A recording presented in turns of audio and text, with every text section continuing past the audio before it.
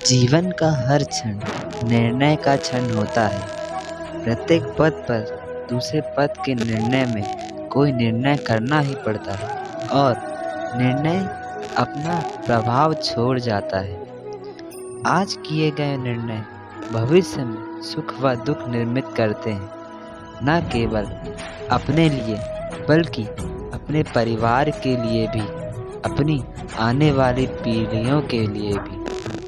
जब कोई दुविधा सामने आती है तो मन व्याकुल हो जाता है, अनिश्चय से भर जाता है। निर्णय का वो क्षण युद्ध बन जाता है और मन युद्ध भूमि बन जाता है। अधिकतर निर्णय हम दुविधा का उपाय करने के लिए नहीं, केवल मन को शांत करने के लिए लेते हैं।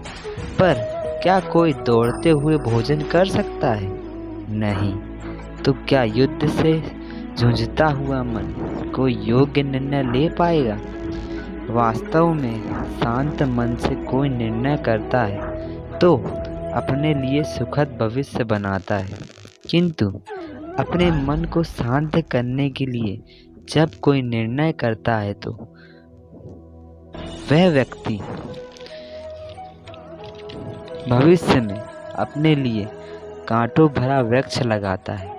स्वयं विचार कीजिएगा, निर्णय के क्षण में हम सदा ही किसी अन्य के सुझाव में सोचना, मंत्रना या परामर्श के आधार बनते हैं और हमारे भविष्य का आधार हमारे आज लिए गए निर्णय के ऊपर होता है। तो क्या हमारा भविष्य किसी अन्य के परामर्श, किसी अन्य के सुझाव का फल है?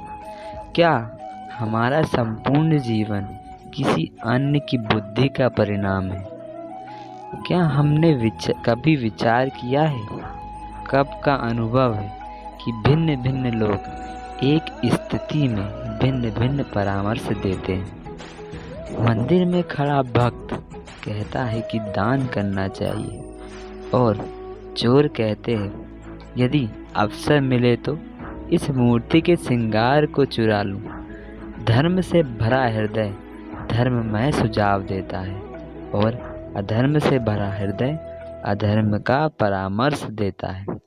धर्ममय सुझाव का स्वीकार ही व्यक्ति को सुख की ओर ले जाता है, किंतु ऐसे परामर्श को स्वीकार करना तभी संभव होता है जब हृदय में धर्म हो, अर्थात किसी का परामर्श स्वीकार करने से पूर्व स्वयं हृदय में धर्म को स्थापित करना यह आवश्यक नहीं। स्वयं विचार कीजिएगा। भविष्य के आधार पर सब आज का निर्णय लेना चाहते हैं।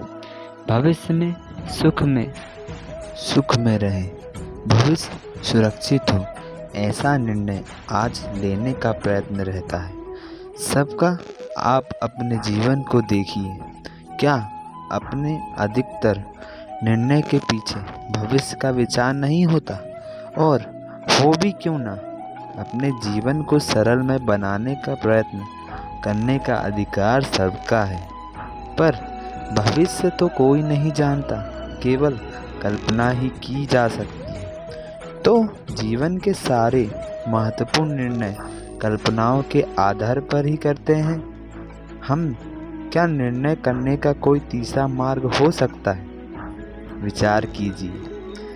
सारे सुखों का आधार धर्म है और वो धर्म मनुष्य के हृदय में बसता है। और प्रत्येक निर्णय से पूर्व स्वयं अपने हृदय से ये प्रश्न अवश्य पूछ लेना कि ये निर्णय स्वार्थ से जन्मा है या धर्म से? क्या इतना पर्याप्त नहीं?